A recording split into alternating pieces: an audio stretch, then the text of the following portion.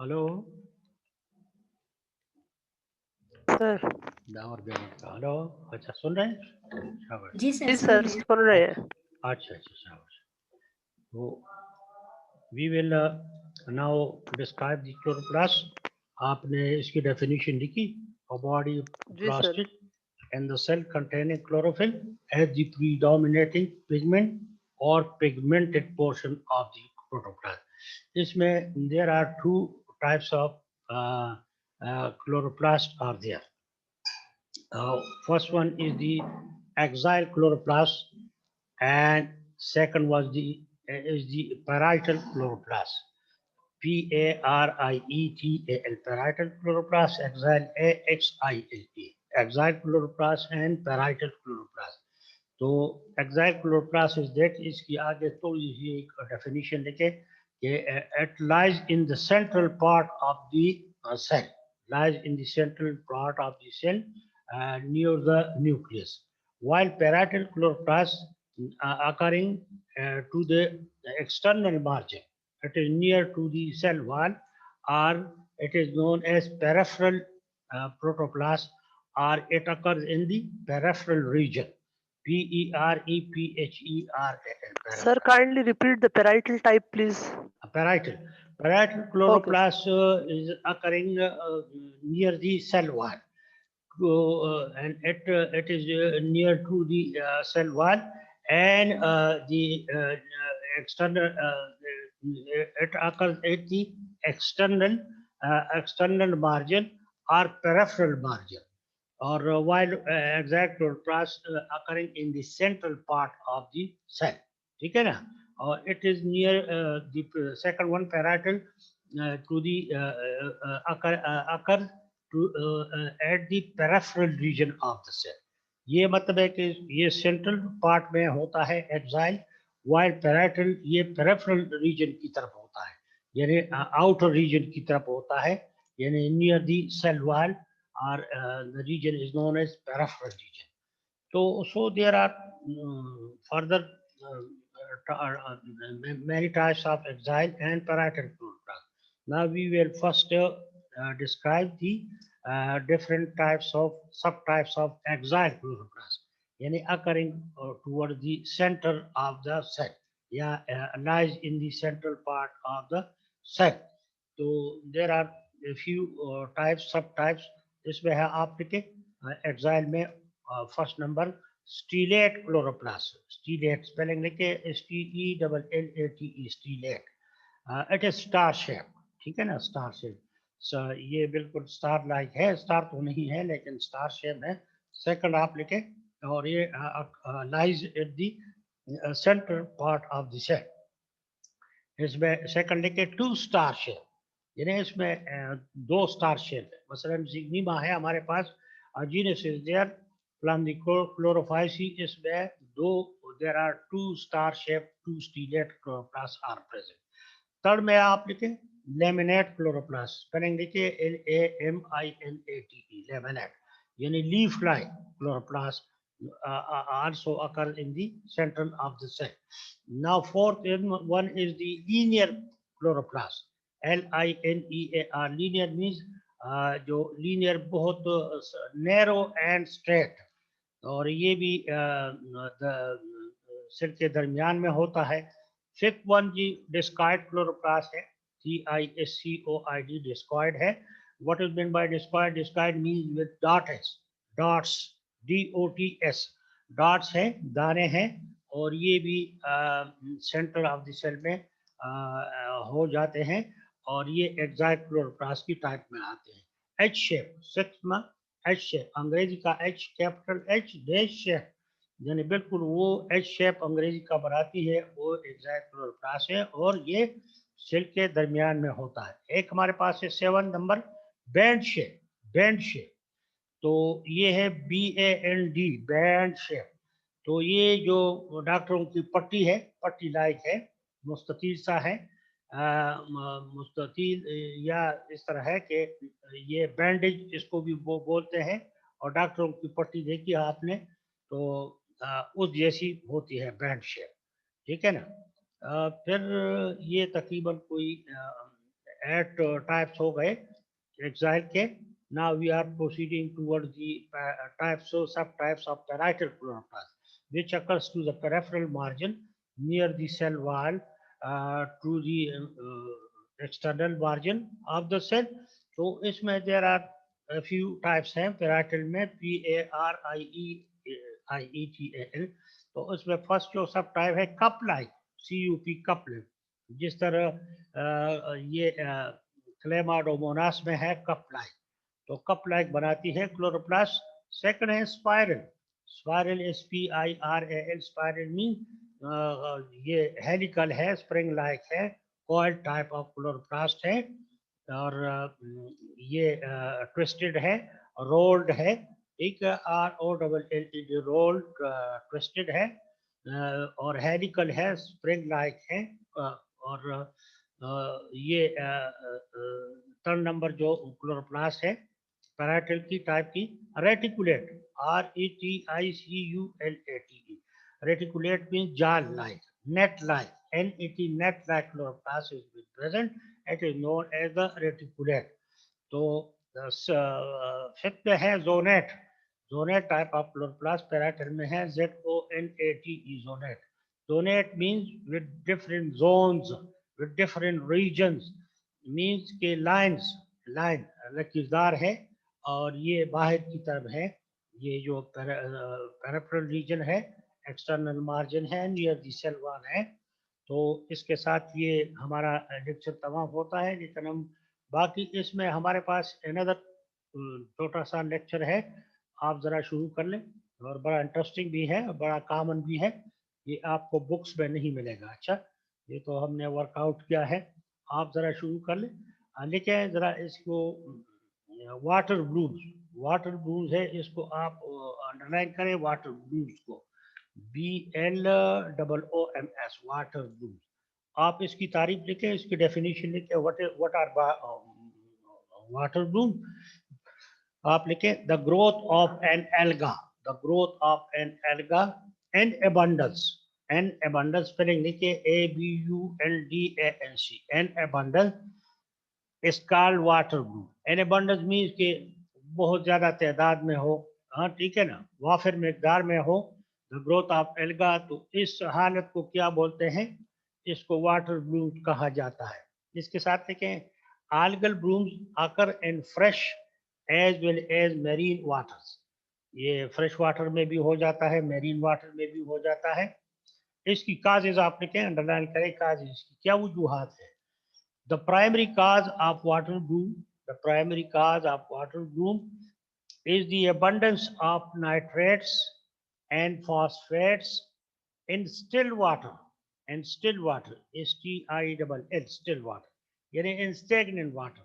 अगर उसमें साकित पानी है, मूवमेंट नहीं है, तो उसमें abundance of nitrate और phosphate हो जाते हैं, तो इससे ये वकूफ़ पजीर होता है वाटर ब्लू. ठीक है ना.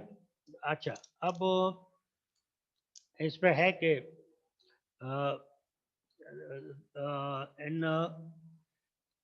एक और इसकी काज भी है, inland water, inland fresh water में बाइकार्बोनेट्स और carbon dioxide as an essential condition for the abundant growth of algae. ये भी एक उसमें काज है ये. अच्छा, नेक्स्ट इसकी सिम्टम्स आप लिखें, सिम्टम्स अंडरलाइन करें, क्या इसकी हमें अलामात दिखाई देती है, तो हमें पता चलता है ये वाटर ब्लूम है. या इसकी ब्रैकेट पे लिखे कंडीशंस, क्या कंडीशन है, क्या सिम्टम्स है, ठीक है ना. तो आप लिखे see the toxic LG, the toxic TOXIEIC, the toxic LG cause the death to fish, cause the death to fish and farm animals, FARM, farm animals. जो फार्म हमारे गाय है, बैल है वगैरह, फार्म एनिमल्स है, along with humans and along with humans. तो ये humans को भी इसकी डेथ जो है वो काज करती है, और फार्म एनिमल में और फिशेस को भी डेथ काज करती है। इसमें देखिए इसके साथ इनफॉर्म एनिमल्स, जो हमारे फार्म एनिमल्स है, FARM farm animals, several diseases for example arise या created, तो इस पे कौन कौन से जो अगर पानी पी ले फार्म एनिमल तो उनको ये अमराज लाहक होते हैं। For example paralysis, PARALYSIS, paralysis जिसको फालिज बोलते हैं। जॉन्डिस, JUNDIC, जॉन्डिस जो यरकान का मर्ज है उसको लाहक हो जाता है जो पानी पी ले। कॉन्स्टिपेशन, CONSTIPATIONS, को कॉन्स्टिपेशन है जो कब्ज वगैरह है, पेट खराब हो जाता है, ये भी इसकी एक निशानी है, सिम्टम्स है। कामा और क्या है, लॉस ऑफ एपेटाइट, APETITE, यानी आपको भूख नहीं लगती, ये भी इस पानी की वजह से है। कामा रिडक्शन इन मिल्क प्रोडक्शन, तो ये गाय वगैरह की उसकी मिल्क प्रोडक्शन रिडक्शन हो जाती है, तो ये भी वजूहात हैं वाटर ब्लूज की। कामा एबॉर्शन, ABORTION, तो अस्कात हमल हो जाता है फीमेल में, ये भी इसकी वजह से है। And skin sensitisation and skin disease, different skin diseases are some of the symptom, और जो स्किन डिजीज है ये इसकी उसकी अलामात है। इसके साथ देखें, in extreme concentration the end result is the death of fishes, और fishes are the targets of blooms particularly. Fishes are the targets of the blooms particularly. Next इसके अंडरलाइन करें, एक छोटा सा टॉपिक है वाटर ब्लूम में effects, इसके क्या असरात हैं, ठीक है ना, हमें क्या असरात इसकी मिलते हैं अगर हम ये पानी पी लें। इफेक्ट्स में आप देखें, the effects of bloom farming algae, the effects of bloom farming algae are two sided, इसकी दो किस्में हैं, direct and indirect. Direct and indirect. As regard the direct, तो डायरेक्ट इफेक्ट में क्या है, direct as regard the direct effect, algae produce toxin, AGS substances, toxic poison substances, इसमें लिखे endotoxin and exotoxin both have been isolated. Endotoxins and exotoxin both have been isolated. अच्छा, अभी उसमें indirect effects क्या है, ठीक है ना। indirect effects, among the indirect effects are as follows, तो ये मंदरजा झैल हैं जो indirect effects हैं।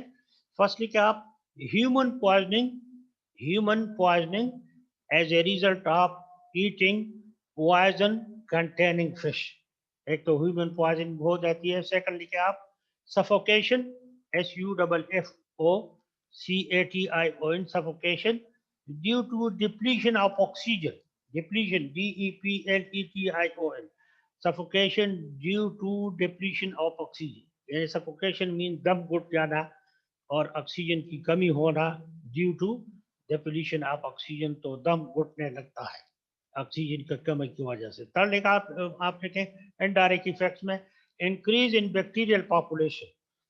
फोर्थ में आप लिखें production of hydrogen sulphide gas, H2S gas, and many other odorous substances, odorous, ODOROUS, odorous, ये बहुत बदबूदार गैस है हाइड्रोजन सल्फाइड, और भी जो है बदबूदार जो सब्सटेंसेस है तो ये पैदा हो जाती है। फिफ्थ में इनडायरेक्ट इफेक्ट में है death of aquatic angiosperm and useful algae, death of aquatic EQUATIC, death of aquatic angiosperm and useful algae, तो ये यूजफुल एल्गी भी खराब हो जाती है और एक्वाटिक एंजियोस्पर्म, टाइपा वगैरह, फोटोमोजिटान, ये भी खत्म हो जाते हैं। अच्छा, अभी इसमें है कि कौन कौन सी डिवीजन में, कौन कौन सी एल्गी की कौन कौन सी डिवीजन में ये जो है वो poisonous algae which cause water bloom ये मिलते हैं। मसलन हमारे पास एक डिवीजन है पायरोफाइटा, पायरोफाइटा स्पेलिंग लिखे PYRROPHYT, Pyrrophyta contain some bloom farming species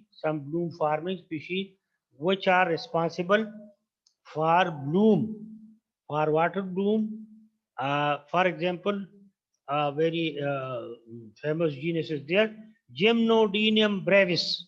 spelling देखिए, Gymnodinium brevis है, GYMNODINIUA, Gymnodinium, और इसकी स्पीशी है brevis, BREVIS, brevis.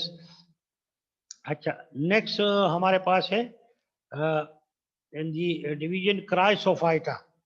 Chrysophyta, CHRYSOPHYTA. Many members are reported to cause blooms such as, इसके आप नाम दो तीन लेके कि कौन सी चीजें यहाँ ब्लूम फार्मिंग है. डाइनोब्रियन, डाइनोब्रियन है, जीनस डाइनोब्रियन, DINOBRYON, डाइनोब्रियन है. एक हमारे पास साइनूरा है, एक जीनस है साइनूरा, SYNURA, साइनूरा. और एक और जीनस है मेलोसेरा, मेलोसेरा, MELOSIRA, मेलोसेरा है. एक हमारे पास है फ्रेजिलेरिया, फ्रेजिलेरिया का स्पेलिंग लिखिए FRAGILLARIA, फ्रेजिलेरिया है हमारे पास. और फिर इसकी जो है और डिवीजन में कौन कौन सी जेना है, मसलन हमारे पास साइनोफेटा है, ब्लू ग्रीन एल्गी है. तो इसमें आप देखें, द साइनोफेटा आर पर्टिकुलरली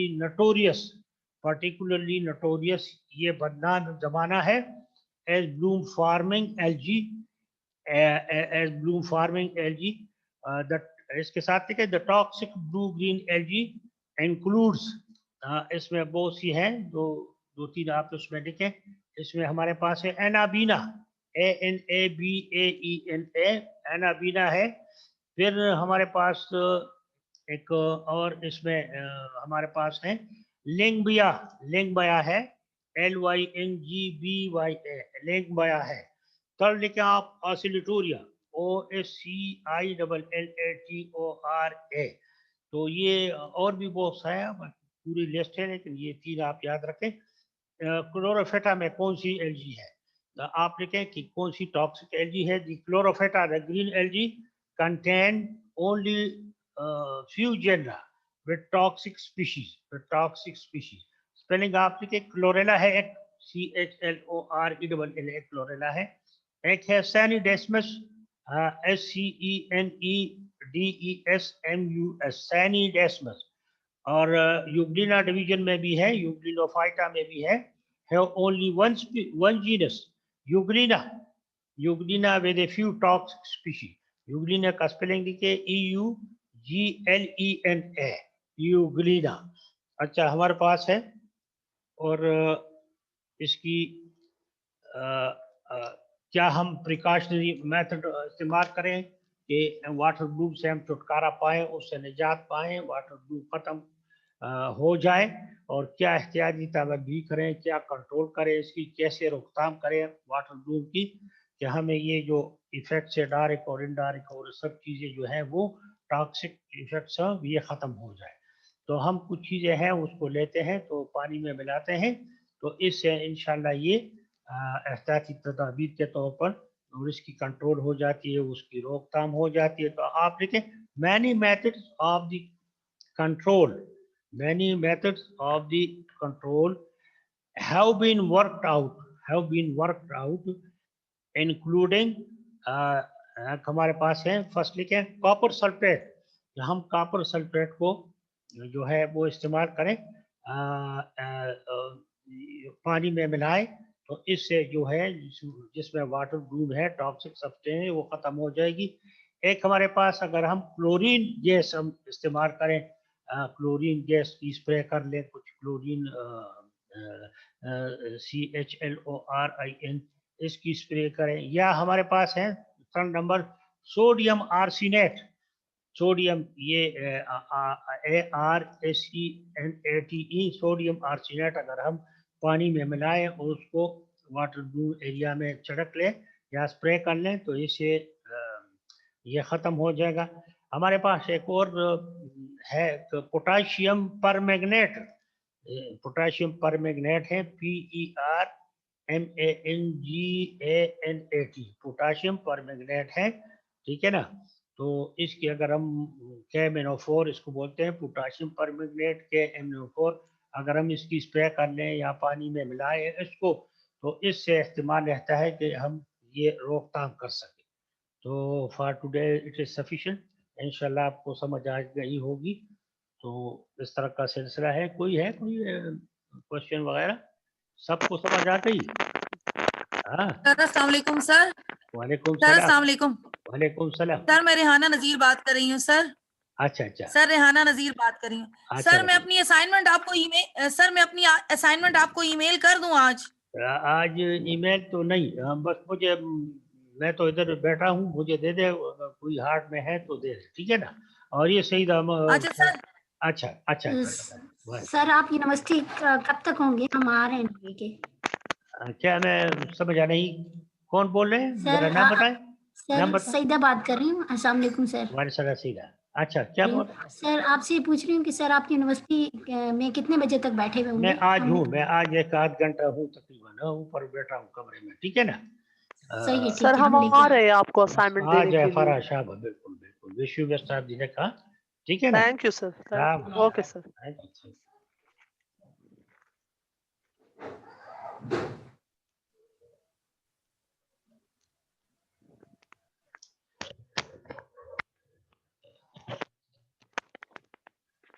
सैयदा, आप मुझे सुन रही है सैयदा? जी जी सर। सैयदा यूनिवर्सिटी आते हुए प्लीज ये लेक्चर ले आओ। अच्छा सही है, ठीक है, ठीक है, सही है। यूनिवर्सिटी में निकल रही हूँ।